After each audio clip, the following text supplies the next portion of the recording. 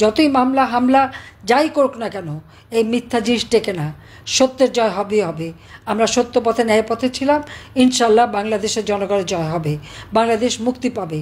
আমি আছি বাংলাদেশের জনগণের সাথে যেখানেই থাকি। আমাদের দুর্ভাগ্য যে এই ইউনূস 2007 সালে যখন এমার্জেন্সি তখন এসেছিল দল করতে, ব্যর্থ হয় করতে না পেরে, কিন্তু তার ক্ষমতার লোভটা কিন্তু যায়নি। এবং এই লোভটাই ছিল এই কারণে যে দেশকে বিক্রি করে দিয়ে সে ক্ষমতা আসতে চেয়েছিল, যেটা আমি কখনো করতে চাইনি।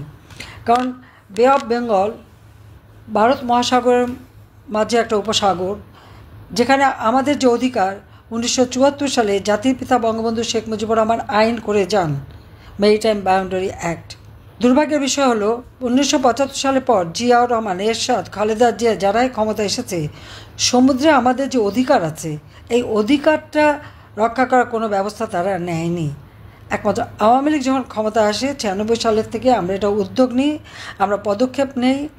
এবং দ্বিতীয়বার যখন আমরা আসি তখন আপনারা জানেন যে আন্তর্জাতিক আদালতে মামলা করে মিয়ানমার এবং ভারতের কাছ থেকে আমরা বিশাল সমুদ্র সীমা অর্জন করি এবং এই সমুদ্র সম্পদ যাতে আমাদের অর্থনীতির কাজে লাগে তার জন্য পদক্ষেপ নিই, সুনীল অর্থনীতি নীতিমালা ঘোষণা দিই এবং একটা ইনস্টিটিউশন আমরা গড়ে তুলি, সমুদ্র গবেষণা ইনস্টিটিউট আমি গড়ে তুলেছি কক্সবাজারে।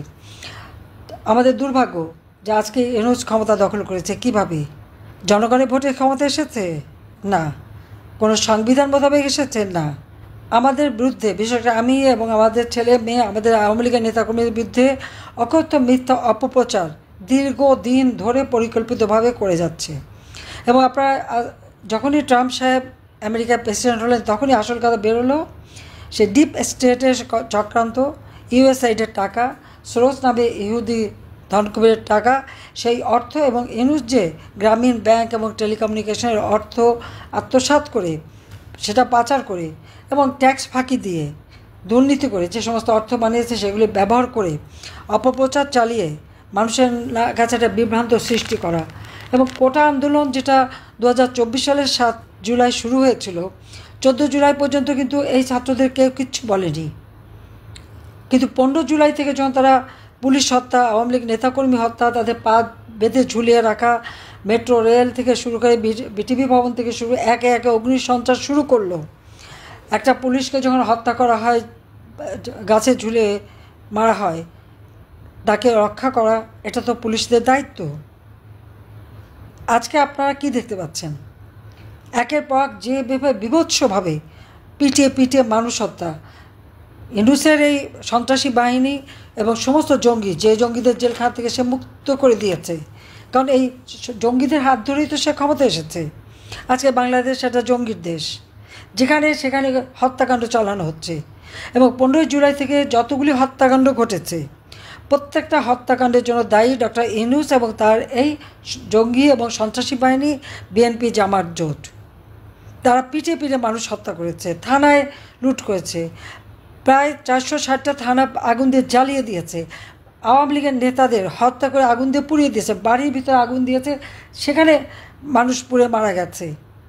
তার কোনো হিসাবও নেই যে কত মানুষ মারা গেছে। না হলেও প্রায় 10,000 মানুষকে হত্যা এবং আহত করেছে এবং বাবা মা ভাই বয়োবৃদ্ধ কেউ রেহাই পায়নি। 13 বছরের ছোট্ট শিশু বা 3 বছরের শিশুকেও কারাগারে বন্দি করেছে মায়ের সাথে। এই ধরনের চরম অরাজকতা। ফ্যাসিবাদ কে? স্বেচ্ছাচার কে? আওয়ামী লীগ আমলে কি একটা ঘটনা দেখাতে পারবে? 3,000-এর মতো সাংবাদিক চাকরি হারিয়েছে, গ্রেপ্তার করেছে, 8 জনকে হত্যা করেছে এবং মিথ্যা মামলা দিয়ে হয়রানি করেছে। আওয়ামী লীগ আমলে তো একটা সাংবাদিকও এভাবে চাকরি হারায়নি বা কাউকে হত্যাও করা হয়নি, কারাগারে দেয়নি। আইনজীবী 93 আইনজীবী একই সাথে কারাগারে ভরে ফেলল। তারপরে তাদের কিছু কিছু জামিন হয়েছে, এখনও সবার জামিন হয়নি। আইনজীবীদের উপরে এইরকম জুলুম অত্যাচার, তাদেরকে পিটিয়ে মারা হলো, তাদেরকে রাস্তায় ফেলে পিটিয়ে মারা, তাদের কোপানো এবং কোর্টে যেতে পারবে না। অস্ত্রধারীরা যে চিফ জাস্টিসের এজলাস এবং তার বাড়িতে হামলা এবং জজ সাহেবদের পদত্যাগে বাধ্য করা, শিক্ষকরা স্কুল কলেজ ইউনিভার্সিটি ছাত্রছাত্রীরা শিক্ষকদের অপমান করা, তাদেরকে দিয়ে জোর করে পদত্যাগ করানো, মানে চরম একটা অরাজকতা সৃষ্টি। আর আজকে একে একে ইন্ডাস্ট্রি বন্ধ। আজকে নারী শ্রমিকরা চাকরি হারিয়ে কাঁদতে কাঁদতে বাড়ি গেছে, না খেয়ে আছে। প্রায় 100-150 ইন্ডাস্ট্রি বন্ধ হয়ে গেছে। সমস্ত শ্রমিক, প্রায় লাখখানেক শ্রমিক আজ বেকার, তাদের কোনো কাজ নাই, কোনো খাবার নেই। আপনারা নিজেই একটু হিসাব করে দেখেন, কক্সবাজারের সমস্ত উন্নয়ন কাজ প্রায় বন্ধ। এই মাতার বাড়ি বিদ্যুৎ কেন্দ্র থেকে শুরু করে ব্যাপক কর্মসূচি আমরা হাতে নিয়েছিলাম, এবং জাপান সরকার আমাদের পাশে দাঁড়িয়েছিল। $6 বিলিয়ন এখানে ইনভেস্টমেন্ট করবে। সেখানে বিদ্যুৎ কেন্দ্র থেকে শুরু করে বিভিন্ন উন্নয়নের কাজ হবে। 2,500 জাপানকে আমরা বিশেষ অর্থনৈতিক অঞ্চল দিয়েছি, এবং সারা পৃথিবীর কাছ থেকে আওয়ামী লীগ আমলে যখন বিনিয়োগ আসতো তাদেরকে জমি দেওয়ার জন্য আমরা বিশেষ অর্থনৈতিক অঞ্চল এবং দেশের ভিতরে আমাদের নিজেদের যেন বিনিয়োগকারী গড়ে ওঠে সেই সুযোগ সুবিধা আমরা করে দিয়েছিলাম।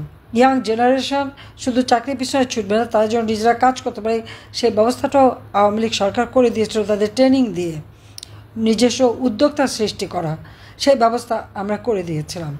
এমনকি নারী উদ্যোক্তাদের জন্য প্রত্যেকটা অর্থনৈতিক অঞ্চলে আলাদা প্লটের ব্যবস্থা আমি করে দিয়েছিলাম।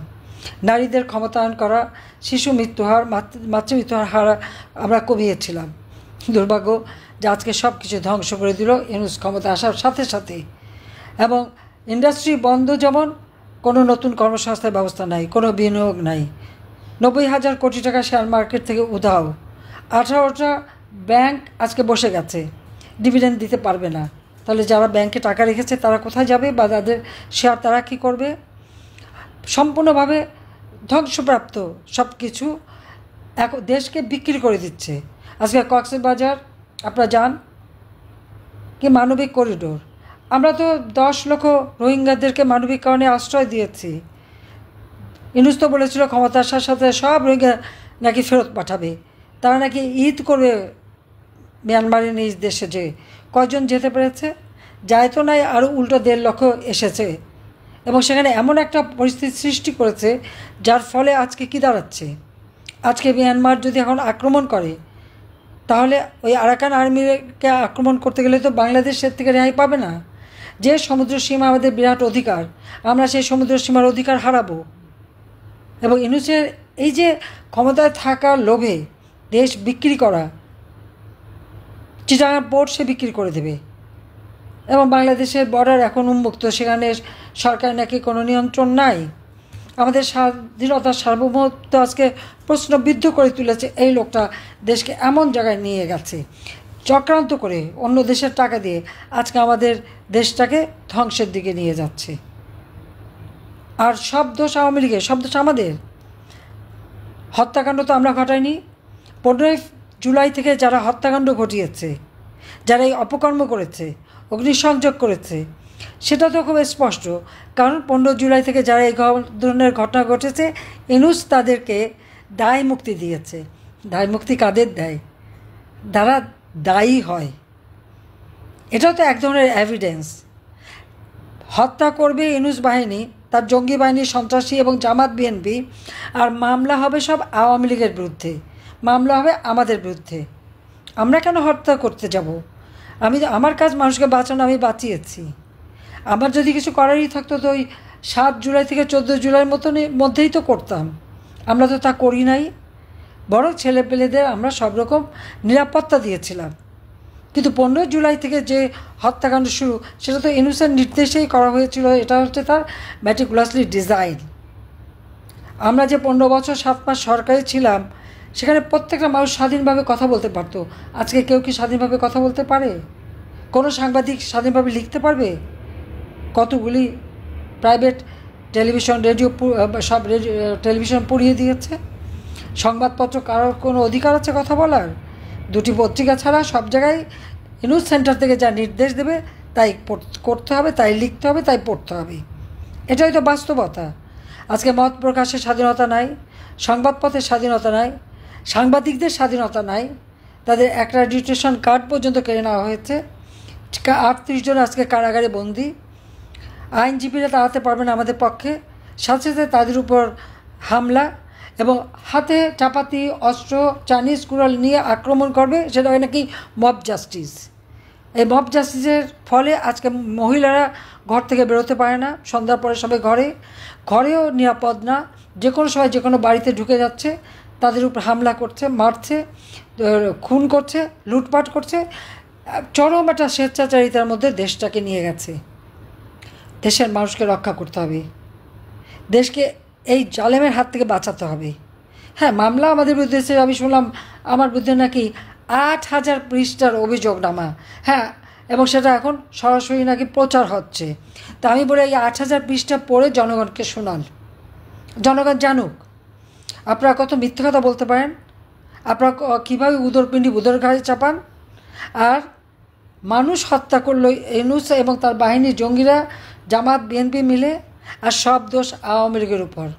আর ইউনূস এখন সাধু সেজে গেছেন, দেশকে বিক্রি করে দিয়ে, আমাদের পোর্ট বিক্রি করে দিয়ে, দেশের সম্পদ লুটপাট করে, শেয়ার মার্কেট খালি করে, ব্যাংক খালি করে এখন উনি সাধু।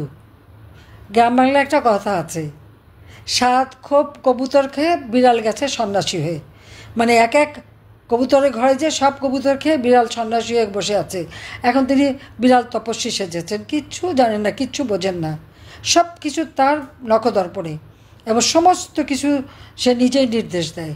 জুম মিটিং করে করে তার ওই 40 জনের একটা বাহিনী আছে, আলিবাবা 40 জনের 40, এই 40 জনকে দিয়ে কন্টেন্ট তৈরি করা, তাদেরকে দিয়ে করা, এবং প্রত্যেকটা মন্ত্রণালয়, প্রতিটি প্রতিষ্ঠান, প্রতিটি মিডিয়ায় তার নিজস্ব এজেন্ট বসানো। এবং তারা যদি কথা না শোনে, সঙ্গে সঙ্গে তাদের উপরে রামদা, গুলি, বোমা, আগুন দেওয়া, অগ্নিসন্ত্রাস করে মানুষ হত্যা করা। এবং এ পর্যন্ত যত হত্যাকাণ্ড ঘটেছে কেউ ন্যায় বিচার পাবে না, কারণ তারা দায় মুক্তি দিয়েছে। পুলিশ হত্যার বিচার পাবে না, দায় মুক্তি দিয়েছে। এমনকি আজকে যেটা সবথেকে অবাক কাণ্ড, আমরা দেখলাম যে একজন সেনা সদস্যকে মেরে ঝুলিয়ে রাখা হয়েছে। এর আগে পুলিশ আর আওয়ামী লীগের নেতাকর্মী মেরে ঝুলিয়ে রাখা হয়েছিল, এখন সেনা সদস্যের গায়ে হাত দিয়েছে। এমনকি সেনাবাহিনীর উচ্চ অফিসার, প্রশাসন অফিসার, সিভিল অফিসার, প্রত্যেকের বিরুদ্ধে মামলা, তাদের হয়রানি, তার একের পর চাকরি থেকে তাদেরকে বিতাড়িত করে দেওয়া হচ্ছে। যে পরিমাণ চাকরি হারা হয়েছে মানুষ, কই আওয়ামী লীগের আমলে তো তা হয়নি। কে কোন দল করে সেটা তো দেখিনি। মানুষকে যখন সহযোগিতা করেছি, মানুষকে মানুষ হিসেবে করেছি, দল মত নির্বিশেষে করেছি, প্রত্যেকটা মানুষের মৌলিক অধিকার নিশ্চিত করেছি। অপরাধটা কোথায়? কী অপরাধ করলাম? আওয়ামী লীগ বাংলাদেশ স্বাধীন করেছে, সেটা অপরাধ? সেই জন্যই 32 নম্বর ভেঙে দেওয়া হলো, আগুন দিয়ে পুড়িয়ে দেওয়া হলো। মুক্তিযুদ্ধের স্মৃতিচিহ্ন মুছে ফেলবে? মুছতে পারবে না। সত্যকে মুছে ফেলা যায় না। বাংলাদেশ আবার এই দুর্বৃত্তদের হাত থেকে মুক্ত হবে, বাংলাদেশ আবার বিশ্ব দরবারে সম্মানের সাথে মাথা উঁচু করে দাঁড়াবে ইনশাল্লাহ।